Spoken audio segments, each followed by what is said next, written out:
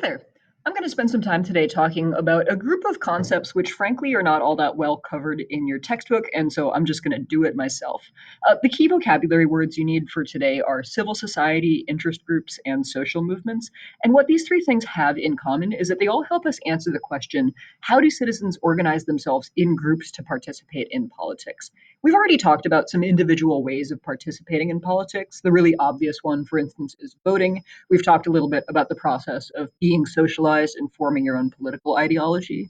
But in the case study countries that we're going to talk about, most of the examples of major political change, whether on the policy level or the regime changing level, have happened not through individual actions, but through the actions of organized groups of citizens. And so these three related concepts are going to help us articulate how it is that that happens. So let's start with civil society. Civil society, and this is one of those definitions that's just laid out directly from the College Board, consists of voluntary associations that are autonomous from the state. So these are groups of citizens joined together with each other.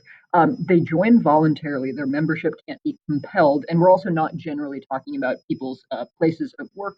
And importantly, these organizations have to be able to make decisions independently of the state.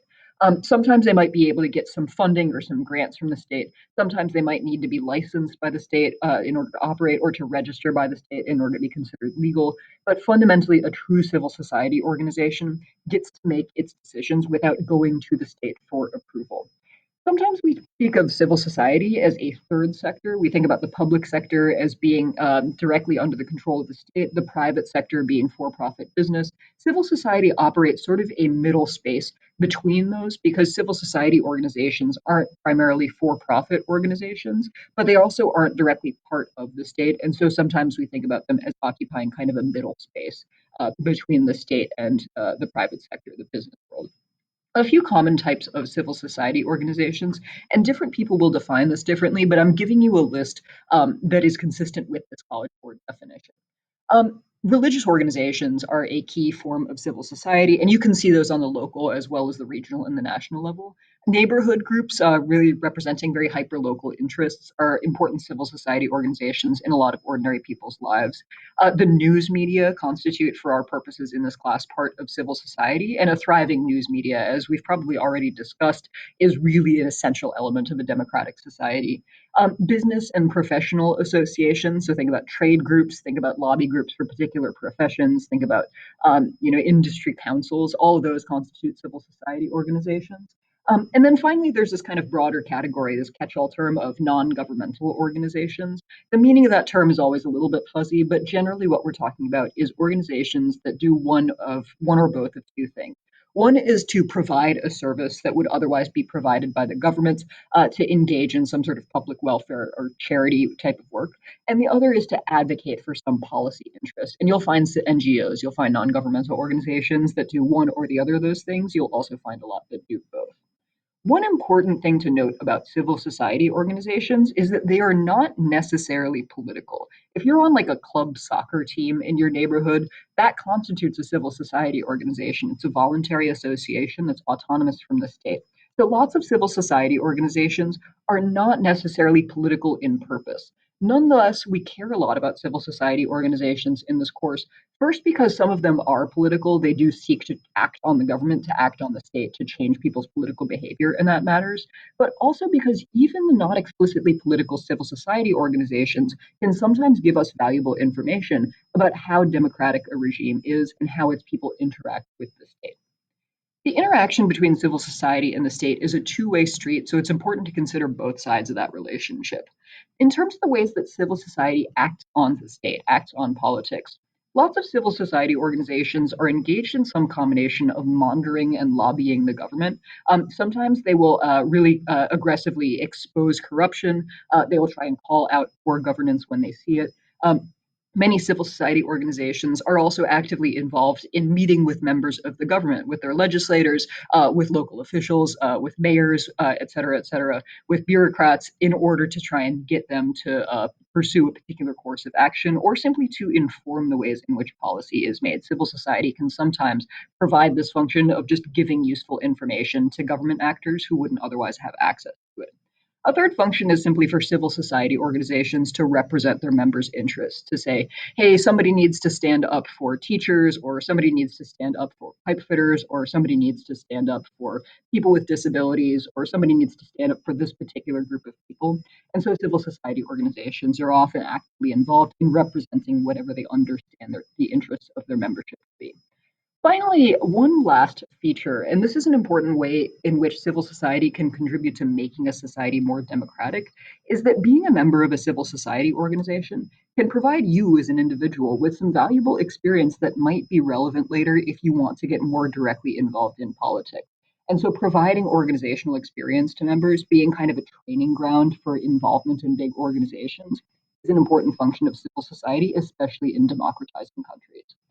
On the other hand, the state can also act on civil society in a variety of ways, and it's important to note that you'll see some of these responses in both democratic and authoritarian regimes. In general, civil society is freer in democratic regimes. That shouldn't come as a huge surprise. But democratic regimes do restrict civil society in some ways, and lots of authoritarian regimes allow civil society to operate with some degree of freedom when it serves their purposes. So don't get stuck in the trap of black and white thinking here. The state can outright ban specific civil society organizations or theoretically civil society as a whole from operating. It can just make it impossible or at least illegal for groups to operate without the direct supervision of the state. You won't see a really straightforward example of that in any of our case study countries, but in theory, you can have that kind of coercive approach to civil society.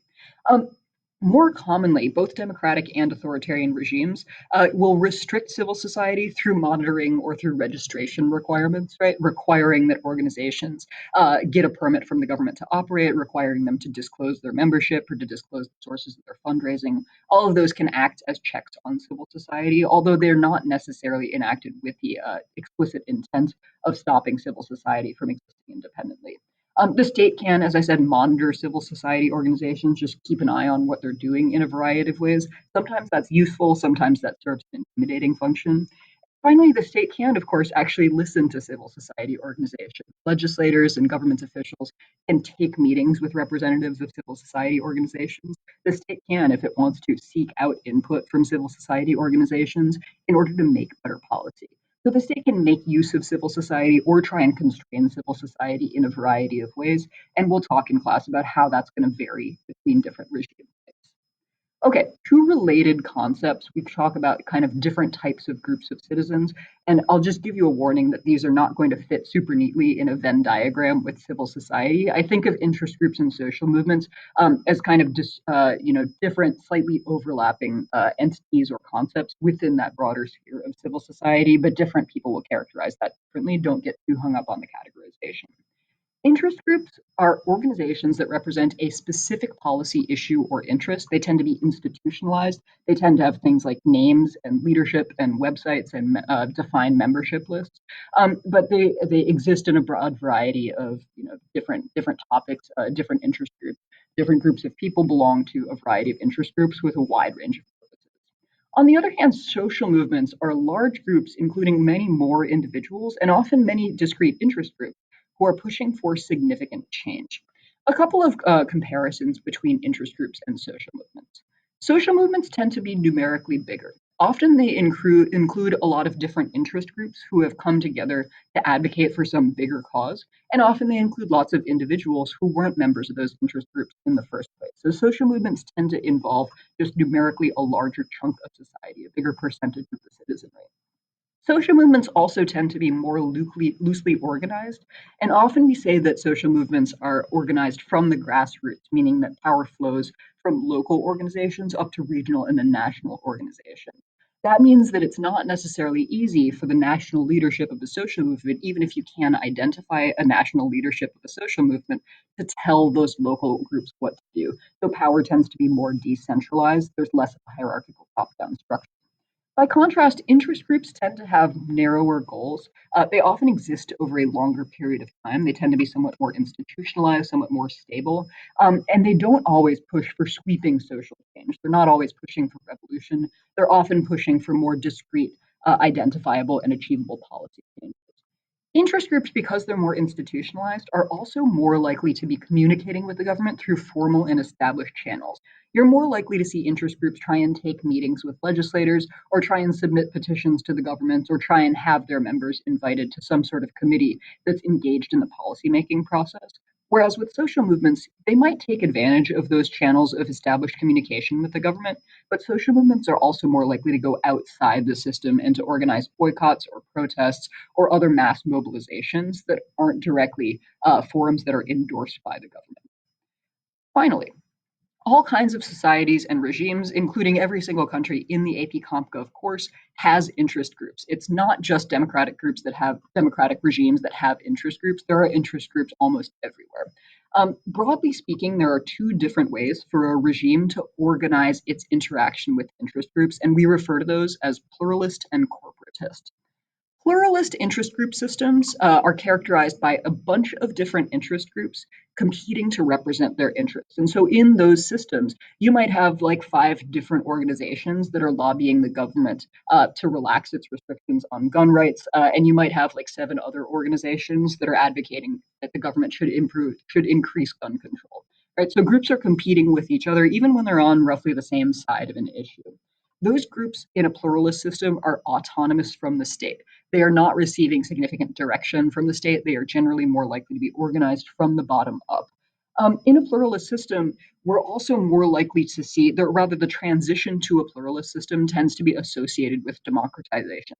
We'll talk about this when we get to Mexico, which is really the most prominent example of a shift from a corporatist to a pluralist interest group system.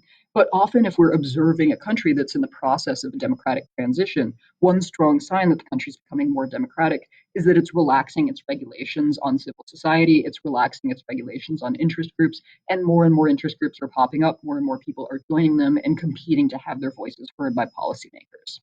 Finally, in a pluralist interest group system, power and information and advocacy tend to flow from the bottom up. Interest groups, that kind of system, function to lobby the government, right? So they're trying to get people in power to do whatever it is that they're advocating for. The function of interest groups is to advocate for their members' interests to the government. The other major type of interest group system is a corporatist interest group system, the root being to incorporate, as in interest groups are tightly regulated, but also incorporated into the policymaking process in some way. In those systems, one organization represents each major interest. So you might have a single group that's responsible for representing farmers. You might have a single group that's responsible for representing entrepreneurs. You might have a single group that's responsible for representing veterans for interest. Sometimes we call these single peak associations. I think this is one of those delightful, nonsensical political terms, as if each group is the top of a mountain. But a single peak association simply means a recognized state endorsed interest group that is supposed to be the go to organization for representing the interests of a particular group of people in society in a corporate system. In this system, organizations might be created directly by the state or sometimes by the ruling party. We'll see examples of that in China and in pre 2000 Mexico. Even if the organizations have been independently created, they tend to be recognized by the state, given some sort of official endorsement as the official representative of this particular interest. And in a corporatist system, the power tends to flow from the top down. Interest groups are more likely to function as vehicles for the government telling people what it wants to do, for the government mobilizing citizens to support its plans of action, as opposed to in a pluralist system where the interest groups are trying to get the government to do what they want it to do. We might think about, and I won't give you the answer here, but I think you can probably figure out, given what you know already, which of these systems is more likely to be associated with a democratic regime, which of these systems is more likely to be associated with an authoritarian regime. But we'll talk about that and much more when I see you in class